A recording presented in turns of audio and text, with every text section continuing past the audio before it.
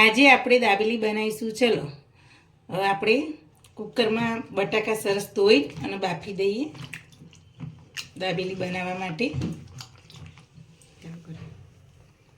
હવે ગેસ ચાલુ કરીશું આપણે.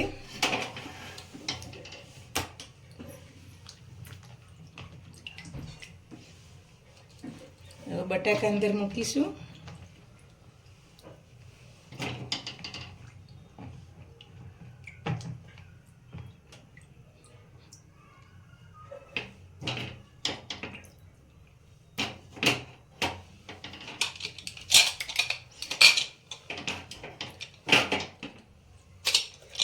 હવે કુકર રાખી દઈશું આપણે.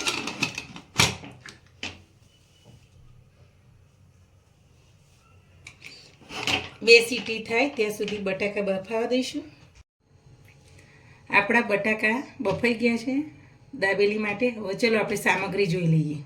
બાફેલા બટાકા, 2 નંગ ડુંગળી કાપેલી, અડધું દાડમના દાણા, સિંગ 50 ગ્રામ, સેવ, ટામેટાનો સોસ, ચટણી લીલી ગ્રીન, દાબેલીનો મસાલો અને પાઉં. ચલો બનાવવાનું સ્ટાર્ટ કરીએ. પહેલાં બટાકા આપણે ફોડી કાઢીએ.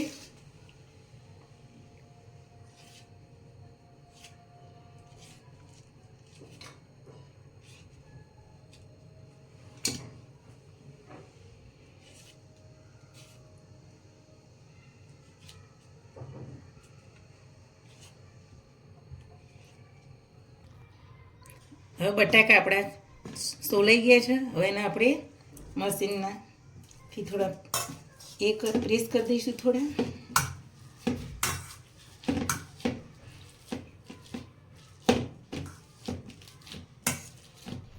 હવે આપણે ગેસ ચાલુ કર્યો. એમાં કઢાઈ મૂકીશું. હવે આપણે તેલ મૂકીશું.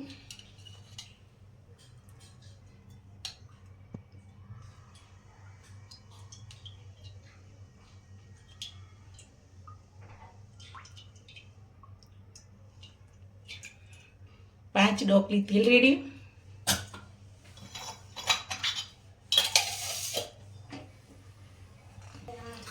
હવે તેલ ગરમ થઈ ગયું છે. હવે મસાલો નાખીએ અંદર.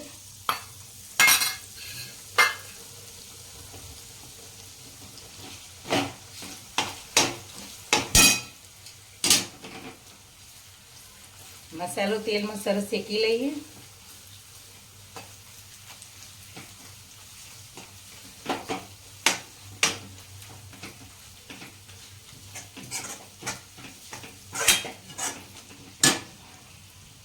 થોડું પાણી રેડી, 2 ચમચી જેટલું.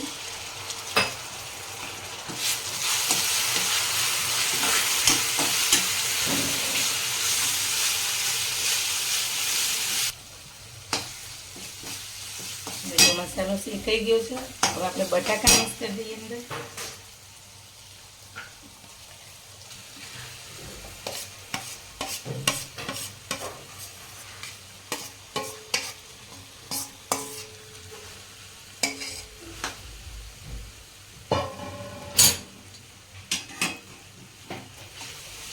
મિક્સ કરી દઈએ.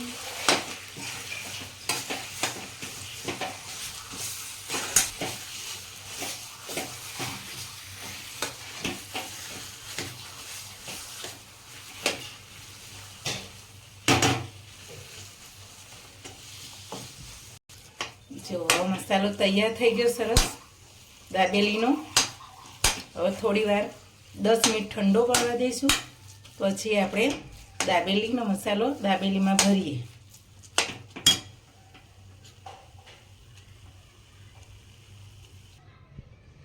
જો માવો થોડો ઠંડો થઈ ગયો છે.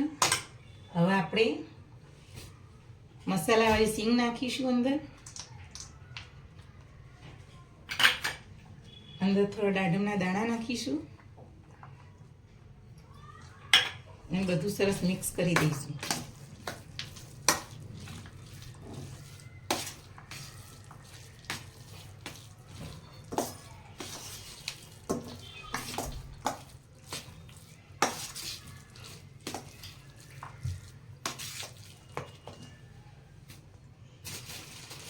હવે આ પાઉં છે, પાઉંનું હવે અંદરથી કટ કરી લઈએ, પછી આપણે દાબેલી બનાવવાની ચાલુ કરીએ.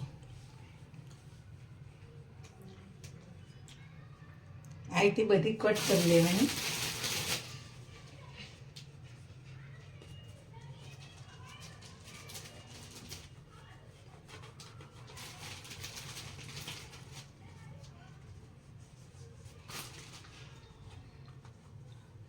જો આ રીતે બધી કટ કરી લેવાની.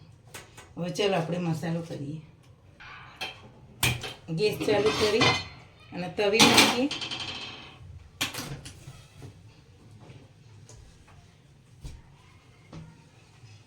આપણે દાબેલી ભરવાનું શરૂ કરીશું.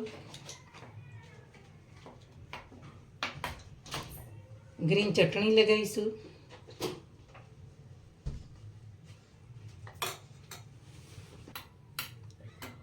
થોડો સોસ લગાવીશું.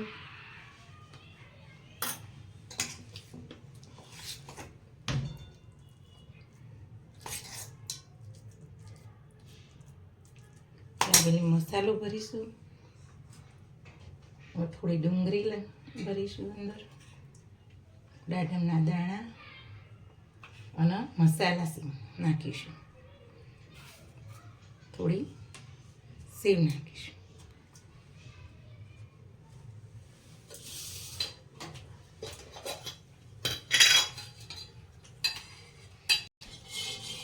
તલમાં તેલ લગાવીશું.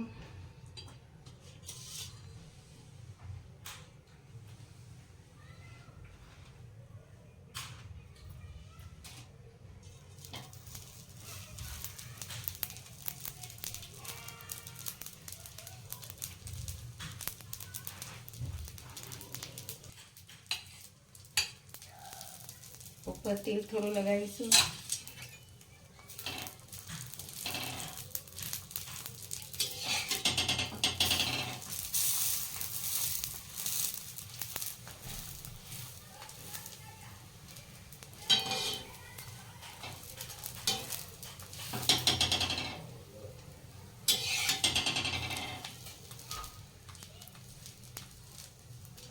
હવે દાબેલી આપણે સરસ શેકાઈ ગઈ છે. આ રીતના બધી દાબેલી આપણે ભરી અને શેકી લઈએ. આપણી દાબેલી તૈયાર થઈ ગઈ છે. લીલી ચટણી અને ટામેટાના સોસ સાથે ખાઓ સરસ મજાની. શેર કરો, સબસ્ક્રાઈબ કરો, મારી ચેનલને લાઈક કરો.